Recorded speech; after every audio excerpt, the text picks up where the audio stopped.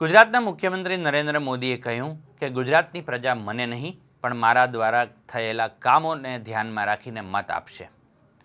વધુમાં તેમણે જણાવ્યું કે ગુજરાતમાં મારું કામ બોલે છે અને આ કામના પગલે જ વિપક્ષીઓની હિંમત નથી કે આંખમાં આંખ નાખીને વાત કરી શકે।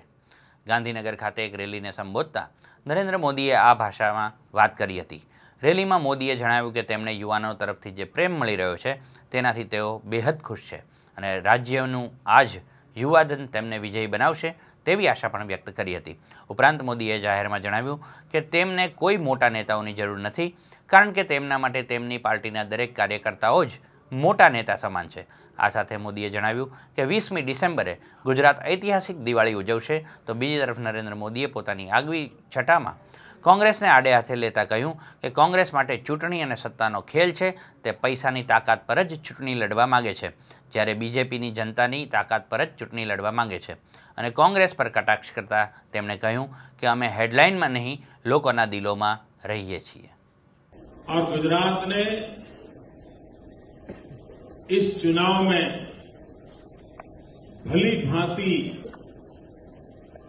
दो परंपराओं के दर्शन होने वाले हैं। एक परंपरा है जो कांग्रेस की है और दूसरी परंपरा है वो भारतीय जनता पार्टी की है। वहां नेताओं का जमघट है, यहां कार्यकर्ताओं की बहार है।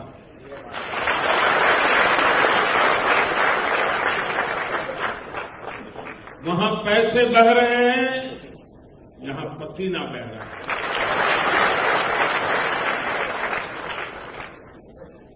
वहां पर अखबार में छाए रहने की कोशिश होती है, यहां पर गुजरात के गांव-गांव तक छाए जाने का प्रयास है।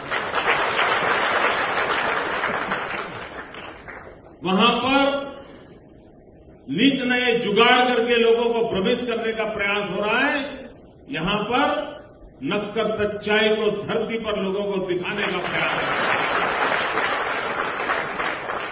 કેન્યાના વડાપ્રધાન શ્રીયુત રાયલા ઓડિંગોએ આજે સવારે ગુજરાતના મુખ્યમંત્રી નરેન્દ્ર મોદી સાથે મુલાકાત કરી હતી, જેમાં કેન્યા અને ગુજરાત વચ્ચે આર્થિક, ઔદ્યોગિક અને શૈક્ષણિક સંબંધો ગાઢ થાય તે અંગે વિસ્તૃત ચર્ચા કરવામાં આવી હતી।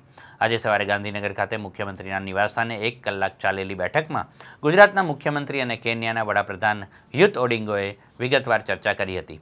આ બેઠકમાં મોમ્બાસાના ઉદ્યોગપતિ મોહમ્મદ જફર, JR કોફ અને વડાપ્રધાનના સ્પેશિયલ એડવાઇઝર અહેમદ કાસિમ પણ ઉપસ્થિત હતા।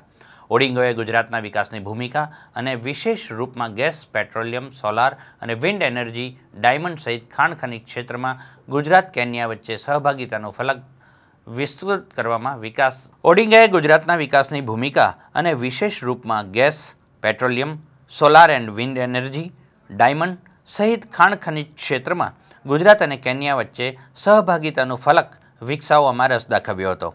આ ઉપરાંત ગુજરાતમાં ધોલેરા, SIR અને ગિફ્ટ સિટી જેવા વિસ્તારમાં ન્યૂ સિટીનું નિર્માણ થઈ રહ્યું છે તેની રૂપરેખા મોદીએ કેન્યાના PMને પણ આપી હતી। સામાન્ય જનતાને વધુ એક મોંઘવારીનો માર સબસિડી વગર મળતો 7મા રાંધણ ગેસ પર ₹26.5નો ભાવ વધારો ઝીંકાયો છે। ભાવ વધારા બાદ હવે સબસિડી વગરનો 7મો રાંધણ ગેસનો સિલિન્ડર ₹922માં મળશે, જે પહેલાં ₹895.50માં મળતો હતો। તો બીજી તરફ વ્યાવસાયિક રાંધણ ગેસની બોટલમાંનો ભાવ ₹30.50નો વધારો થતાં જે પહેલાં ₹895.50માં મળતો હતો, તો બીજી તરફ વ્યાવસાયિક રાંધણ ગેસની બોટલમાં ₹30.50નો વધારો થતાં હવે ₹1105.50માં પડશે, જેના કારણે ઘરની રસોઈની સાથે બાર, હોટલ અને રેસ્ટોરન્ટના ખાણીપીણીની મોજ માણતા લોકોને પણ આ મોંઘવારીનો અસહ્ય માર સહન કરવો પડશે। લઈશું એક નાનકડો વિરામ અને વિરામ બાદ જોઈશું મતદારોનો મિજાજ।